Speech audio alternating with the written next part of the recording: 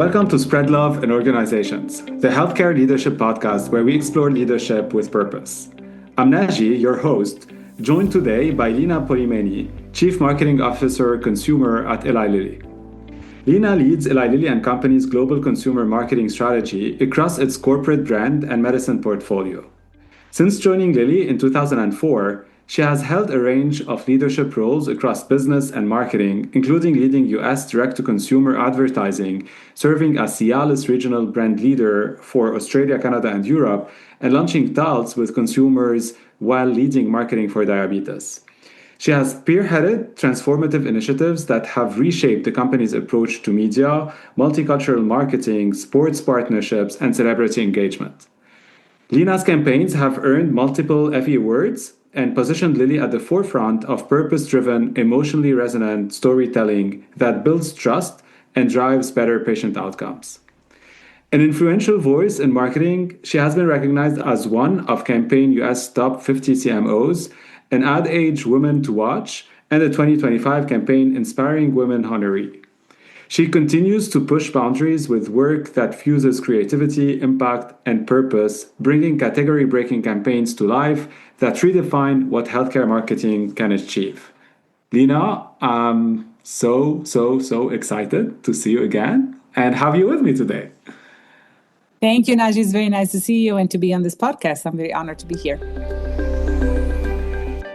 Well, every leadership story has a deeper why. And what's the story behind yours? And how did it bring you to where you are today? I'm eager to learn more about you, Lina.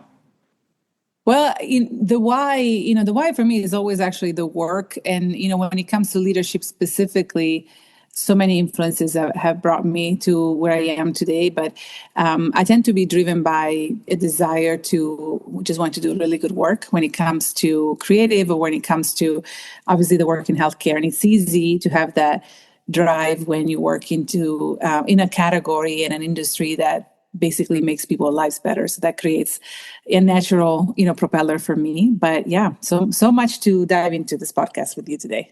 Yeah, so tell me how you ended up in healthcare, why healthcare, Lilly, and obviously now making people's lives better. Yeah, I never really set out to end up in healthcare. That was actually never the objective for me. After I graduated in Italy, I was a political science major. I graduated in Italy and then I moved to the US. And when I moved to the US in Los Angeles, I started my MBA. So I got an MBA within a year just because I couldn't work. So I was studying all the time. So the MBA was a way to I knew by that time I wanted to be in marketing, especially after coming out of the MBA. But what I wanted to do was do marketing for the things I love, which is music. And I wanted to market music and film mostly, especially being in LA at that time. I had a lot of admiration and just, fascination with the music industry and the film industry. And then I quickly realized that to do that in Los Angeles, you kind of have to do the same thing that I was in a way avoiding in my own country of Italy, which is, you have to have connection, you have to know people, you have to be recommended, which was exactly what I didn't want to do when I was coming out of university in Italy. And also I didn't have those connections in the US. And so it became pretty clear that, that wasn't going to happen. I actually cold called an internship at the Motion Picture Association and got it, which is like a story for another day. But when I got out of the MBA, at that point I knew, okay, I want to do marketing, but it has to be marketing for me that has a big impact that is noticeable, that it is not, I didn't have an interest to market local plays or small things, whether it's right or wrong. That was my interest. And then it became quickly evident to me that because I was on the West Coast and I didn't have a lot of connections, that I needed to go through sales in order to get into marketing. And so sales, I didn't want to do at the time, and I didn't want to sell things. And so I had a couple of friends that were pharmaceutical sales rep, and I thought, okay, I can do this because it's a consultative type of sale. I'm not actually selling an object. And so I bought this book that was called How to Land a Pharmaceutical Sales Job in 3 Days. And I did exactly what the book said, from how to talk to how to press, go up. I did everything, exactly everything that said in that book. And it took me 5 months, not 3 days, but in 5 months I had 2 offers, and one of them was from Lilly. And I started working for Lilly in sales and just kept telling everyone I wanted to be in marketing. And when the opportunity came, I moved to Indianapolis to start my career in marketing. And then here we are 22 years later. Oh wow. Well, I promise you I won't go into I won't even mention how long we've known one Yeah, another, and I know yeah, you don't like this, you'll kill me.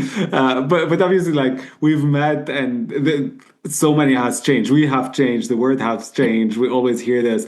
But truly, healthcare marketing has dramatically changed, right? And what you've done, like, you've been at the forefront of making those changes across a company like Lilly, but also as a thought leader in marketing. Like, you've always been on the forefront of how to think about those.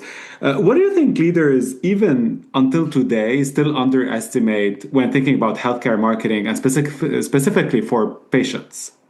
yeah. I think people underestimate just the power of a real, honest, like normal conversation.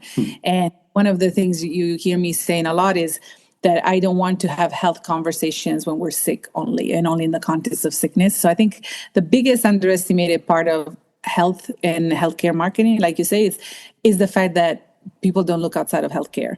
They want to have healthcare marketing conversation within healthcare. And the word itself, healthcare, you're already in the caring portion of your health, versus to me, the biggest power of this is the potential of health, is the importance of health. I think that's what makes Lilly also very different. And so that's where I want to have conversation. I want to have conversations in big moments in life when you are talking to your family, to your friends. Health should be part of the conversations that you have, because health is part of life. Illness is part of life, but it should be talked about in the context of health. So I think the biggest misunderstanding that I hear in the industry from a healthcare perspective is just that you wait to talk about health when you're talking about health care, and at that time you're already talking about illness, which has a place, absolutely. But the potential, you asked me, like, the most underestimated thing is the potential of bringing health to the forefront.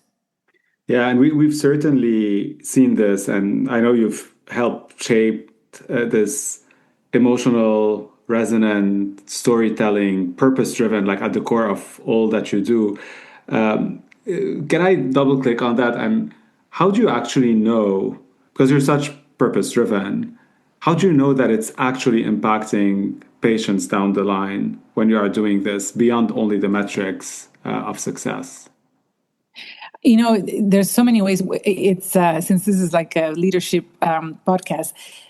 Honestly, first and foremost, I feel it. I know it's a big source of frustration sometimes for my creative team too, because I can give all the notes from a technical perspective, from a tactical perspective, from a creative perspective. But there's this thing about, if I don't feel it, if I don't feel something when I'm watching an ad or where I'm creating something, then I just know it's not going to work. It's going to work in metrics, exactly like you said, persuasion, but it's not going to move society. And I think the byproduct of that, when you're able to put something in market that gives you the goosebumps, that you feel and that is real, the byproduct also happens to your point, outside of the metrics, which is people talk about it. People stop you. There's been situations where I've been in a conversation where people didn't know what I do for a living, and they were talking about the work.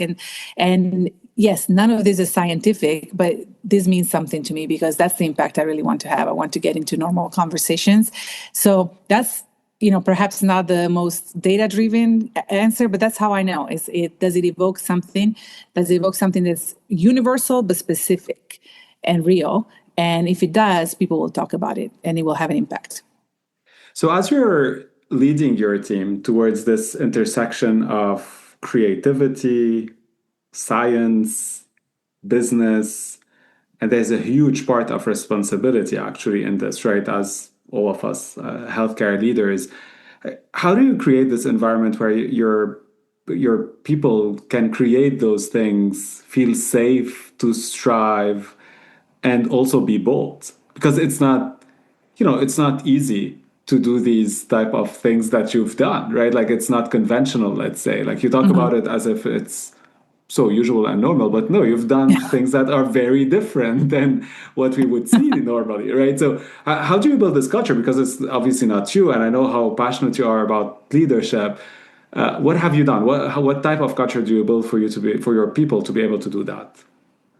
I tend to lead from the front, which maybe is not the most popular thing to do. But what I mean by that is also I create protection immediately for the team. So you have to allow a space for your team to, know it's not just about being bold, but knowing that if their ideas kind of go against the status quo or they're new, that I'm the first one to take the brunt for that, or I'm the first one to defend them. So like I will, while, I'm very happy to obviously have the team bring forward those ideas, there is an extreme level of accountability that I tend to bring to the conversation. So I will put my face, I will put my equity, and if I'm behind an idea, I'm behind an idea. And so I think my teams tend to know that they can, work towards that idea. If I'm aligned to something, I will take the first line of offense if something goes wrong, and that, that will not impact them. So I think it's a little bit of a different approach. I think a lot of leaders, you're always told you have to learn how to lead from the back. And it's true. It's true in certain moments. I think for you to change things when you're part of a transformative team, I do believe especially in creative, I believe strong brands thrive under one creative direction. And so you have to be able to provide that direction and allow people to build on that. And so the creative direction is clear. If you bring more ideas to that, it's only going to make that better. But the North Star is clear, is established. And then my job is to make sure that our stakeholders, our partners, people that have to approve this North Star within the organization are also aligned. And then my team feels that there's a layer of protection that if they're aligned to this North Star, is going to be fine for them. Because, if we make a mistake, it's me that makes the mistake first, and then we figure out how to fix it together. So I do think, if you look at any strong brand outside of pharma, it's usually one creative vision. And having a strong creative vision, it's important. I think it's very hard to build an iconic brand where you have a multitude of directions versus one direction with a multitude of forces contributing to that direction is really where I see the magic happens. Yeah, when you say lead from the front, like it reminded me a lot of because you brought like you take the heat, you wanna help them make it happen. So there's a lot of actually trust building, right? Like you're taking the accountability because it is something that is bold and different. You're building trust somehow, right? Like it's not gonna be, yeah, it's you and I'm out if it doesn't work. It's right, yeah. Like it's the opposite actually. So part of this responsibility, and I'd love for you to give us some stories as a CMO, whether it is in your current job or outside brands, but you talked a lot about like those big brands having a big vision and direction and all the forces behind it. Any story or anything that really inspires you as you've been pivoting into how we do basically consumer marketing in healthcare? Any story that really inspired you as you've been growing and leading in this field that you're trying to implement on a daily basis? It's not going to surprise you that I get inspired by kind of leaders that have this, strong vision and or like one way to lead and to kind of corral everyone around it. I draw inspiration pretty much on the daily from a variety of different areas. One of the things I preach to my team pretty much consistently, because I have a pretty high bar of what's expected within the team, but I always say, we work in a creative environment. So I always push everyone to say, creativity doesn't happen at work. Creativity doesn't happen when you're doing even a creative job. It happens in everything that you use to fill your cup outside. So whether it's a hobby, whether it is, you like to, go to look at art in your own time, whether you have, other things that you do outside of work, those things are not just important, they're almost mandatory, because you cannot bring anything new, any new idea, if you don't have something that fuels that. So I'll tell you, it's not really a story, but one of the things that inspires me a lot is one of the many things, but this I think represents as well is when I know we all know how, the one album from Lauryn Hill, The Miseducation of Lauryn Hill, and how it changed pretty much the course of R&B, and it changed the course of music. It was like such a monumental moment in music, such a different way to look at concepts that were known in music, like, love and growing up, but the way that album addressed that was truly generational and generational defining. when she finished that album, she tells the story of how she was, pushed by the music industry very quickly. It's like, okay, you have this incredible hit, what all of these Grammys is like really redefined music, like a real transformational moment.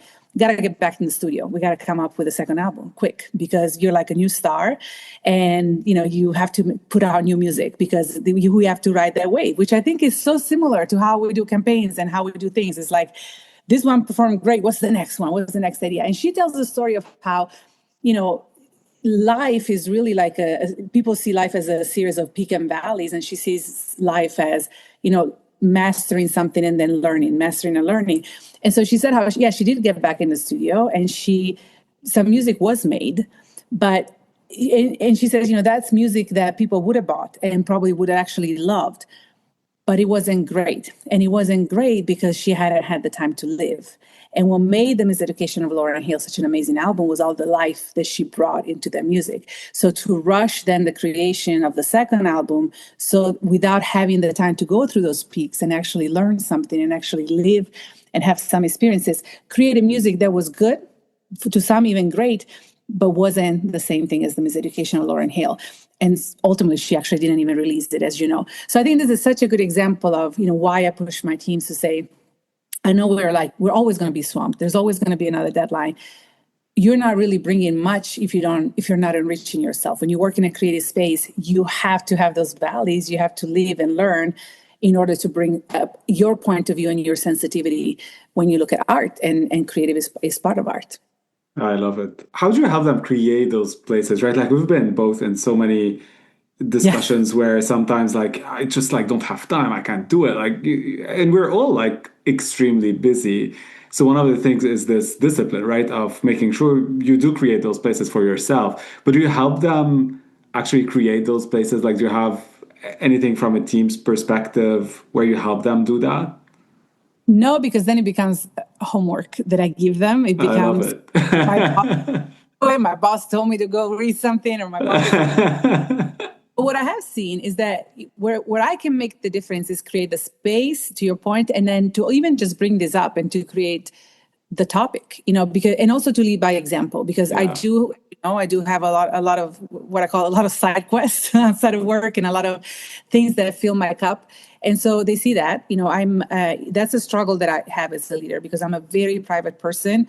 I enjoy the time at work. I enjoy my coworkers, but, and there's some situations where coworkers become friends, but outside of that, it's hard for me to share my private life. And I know I have to thread that, because the more I show that I do pour myself in, that I have other interests, and I'm, busy as well, the more I give them permission to do that. And I think having the conversation at the beginning of a year, or when I present myself to the team, it's always like it's a pause moment, because I don't think that there's a lot of conversations around it's not about what are you doing in your free time. It's about what are you doing in your free time that actually helps you bring a different perspective, that opens up your mind differently, because I want that into the marketing conversation. I want that into having a point of view. That's a different stimulus to the teams. And I've seen, very good reactions to that, but also, I'm not on anybody's, performance management to say, what's your activity outside of work? And but I also see people, and I absolutely love this. People then, when I give that permission, they come to me. Sometimes they do it within the context of their performance management. Sometimes outside leaders come to me and they say, hey, look, because of what you said, I'm thinking, I want to start writing something, or I want to start. I have so many examples. And what do you think? It's not about what I think, but I love that you're sharing this with me.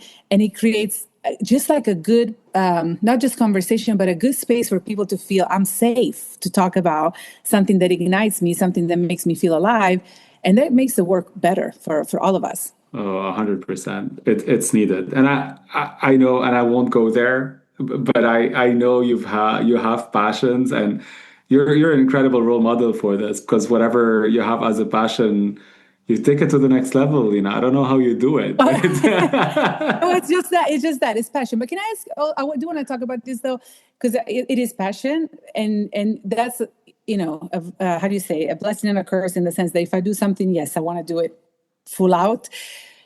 But it's interesting to me, because I get the question, even, a lot of times you have female leadership retreats or interviews, And I get the question, how do you do it? How do you manage all of this? And, especially because I have so many activities and passions that I pursue outside of work.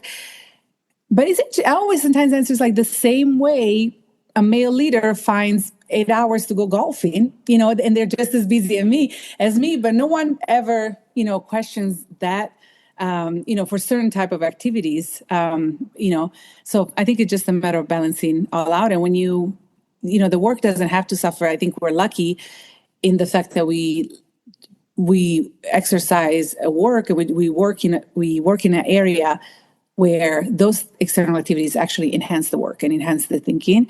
But I believe that happens even for a scientist. I think if a scientist 100%. has external stimulation to their brain, you just look at the problems different if you have other fuel for your brain. Oh yeah, no, it's needed across. I think not only for creative, and like we can argue like everything is creativity, right? Like science is creativity, medicine is creativity at some point, right? Like everything, Yeah. And like nurturing your brain to be able to do that is really really important. Well, there's a bunch of studies about that. I'm intrigued. Like I won't say how long we've known one another, but I'm intrigued how. There's no video to this. But Lina, how does impact? What does impact mean to you today compared to when we both worked on Cialis several years ago? Did this change, and what is it today? And then what would you tell younger leaders, and even, as you said, younger women in the early of their career about impact? Because we hear it a lot. Everyone wants bigger impact. But what is it for you that changed from X years ago? That's a great question. I think what changed today for me is because I'm so lucky to work for a company like Lilly, honestly, that has such an impact. And because of, the things we market are things and products that literally change life. So it's very different than other categories. I'm very fortunate in that. So impact to me today really means this cultural impact. Like that's what I strive to have. When I think about, I always say Lilly is a company of before and afters. Before Prozac, depression was either not taken seriously or just not completely misunderstood, and people with depression were completely abandoned. Before Prozac made it possible to have a conversation and understanding about a chemical imbalance in the brain. Erectile dysfunction, the same thing. Cymbalta, the same thing. So I always feel like Lilly is a company of before and after, and that's impact to me. And I think we're at the beginning of having big shifts also with, with just the medicines that we have in the markets today. So that's one thing. But I think for me, where I am right now is having the impact in, again, bringing health into cultural conversations. If you can get people to think about their health as they think about their life and not to think about their health when they're sick, that's a big impact. So that's one of the way it has changed to me. And it has changed also, when you and I were working together, there was only so many channels to reach people. And now there's so many ways to reach people. And I'm so inspired by the fact that it's not just the reach that has changed over the years, but it is, the content creation is so different than, when you and I were working together. Now you have people creating content, and that's inspiring to me. And then when I think about impact, a secondary input for me, which is not until I have conversations like this that I really get to reflect on this, but I would love to think that I have an impact on people that work with me and for me, and that, sometimes it's great when you hear it and people bring that back to you, or people that have never worked with you see your work and see your style and come to you and say, I'm inspired by you, or I would like to know, how do I get to a similar, place, or just realizing that all the things that I thought sometimes were like, angles of my characters or like a little bit sharp edges of my characters actually, can be inspiring to people. And because I love this part of leadership, which is growing other leaders. It's that's an impact that, eventually I would love to be able to look back and say I've made, because I know so many leaders that have had that impact on me throughout my career. So I think that's another impact I would love to make. Well, you are inspiring many, and you do have an impact on growing leader. Well, I can attest to that, right? Like it's not only that I'm sure. I know you've done it throughout your career at Lilly. What's the first word that comes to mind when I tell you leadership? My dad, really. That's the first thing that comes to mind Oh, is my dad. wow. Tell me more. My dad, so my dad has probably shaped my first perception of leadership. My dad was a commander in the Italian army. So I always joke that, and my mom was, a high school teacher of Latin and Greek. And so I always joke that life was explained to me through military strategy and Greek mythology, basically. So I have the strategic war lenses, and then I have the heart of Greek mythology and the poetry of the fantasy of the mythology, which, I mean, in a way, if you look at my work, that kind of makes sense, actually. My dad really shaped the perception of leadership through, obviously through his work, but he always, had an eye on raising me in a way that really highlighted, the characteristics of me that were specific to me and that were different. And he did such a great job of instilling me a sense of self, and the sense of the fact that I am, unique, there's only one of me, and to trust that, to trust what I think and to trust what I feel. And so his vision of leadership, like so many of the stories of how he was leading hundreds of men, and how he was overcoming, problems. I think for him, sometimes we're just, coming home and talking about work, as anybody does. But for me, they just ingrained in myself of just visions and understanding how you can move groups and how you can move, behaviors, and the importance of clarity when you are trying to move big masses of people. So I think that's, when I think about leadership, I think about my dad. Wow. What about marketing? I do not think about my dad when I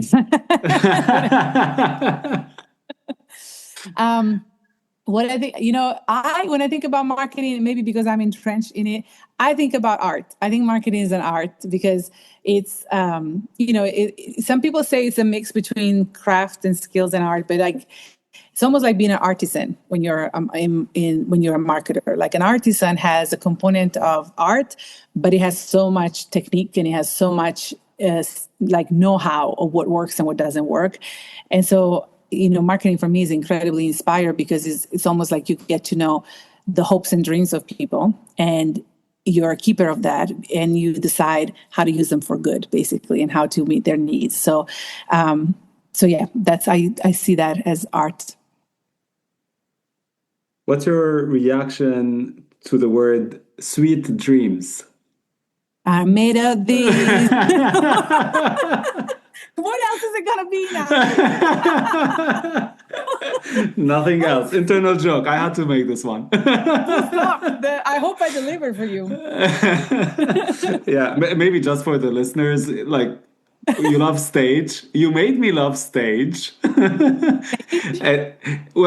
the stage, being on stage, having the microphone. Yes. And yes. We had some really good fun singing really this song. Really yes. The last one is spread love and organizations. What do I think when I hear that? Yeah. I love that. Spread love in organization. I think two things. One is what I was mentioning before, which is raise leaders, share what empower people, grow whatever your gift is, make it bigger and bigger, and you make it bigger through others. And then what I mean spread love, I think in corporations specifically, because we have so many processes, we have so many, there's so much investment. I like to think about, always coming to a meeting by being the facilitator of things. So spread love means, I think everybody of us needs to have a strong point of view, always value a strong point of view. But we get sometimes in our own way because there's maybe territoriality or emotions are flying high. So when I hear spread love, I like to think about part of the role of the leader is to make things happen. And you make things happen by diffusing sometimes. It's not always by having a louder voice than others. And so I like to think that when I hear spread love in an organization, it's not only about the love, but it's a different type of leadership when you're able to get everybody aligned by diffusing emotion, because maybe you're the one that's more regulated and you're able to drive to conclusion. Any final word of wisdom for healthcare leaders around the world? I don't know if it's wisdom, but I would say my parting thought would be, don't think of yourself as a healthcare leader. Think of yourself as a leader in health, and think of yourself as a leader that can facilitate health for people. It's, health is not only the most important thing we have, because if health is not there, nothing else really can happen. But nobody thinks about health until they don't have it. And you, as a leader in health, actually have the ability to keep this in the forefront, because it's what you do every day. And so what I would love for people that do this for a living, and in health specifically, is don't look at it as a job, because no one else looks at health on a daily basis unless they lost it. And so for me, if I can bring health in the conversation and reminding people before they lose it, that's a big impact, and so don't look at yourself as a healthcare leader, look at yourself as a leader in health that can elevate that for people everywhere. I love this, Lina, and you're making me think if I should rebrand my podcast. I'm a marketer, Naji. What can I tell you? Branding is what I do. it's I'll change it to a health leadership podcast. But like the other thing, you made me think of, I don't know if you know this saying, we say it in Lebanon, like health is a crown on the well person's head that only the ill person can see. Oh, wow. Yeah, wow. You made me, like, every time you were talking about this, it's actually so true. Like, and talking about health and being aware of it, as we still say healthcare leaders, but hopefully future health leaders is so key. That's so true. That's a beautiful saying. That's so true. Well, thank you so much, Lina, for being with me today. And it was an amazing conversation, as every time we chat. So thanks for joining me. Thank you for having me. It was great to see you. Thank you. Thanks for listening to the show. For more episodes, make sure to subscribe to spreadloveio.com or wherever you listen to your podcasts. Let's inspire change together and make a positive impact in healthcare, one story at a time.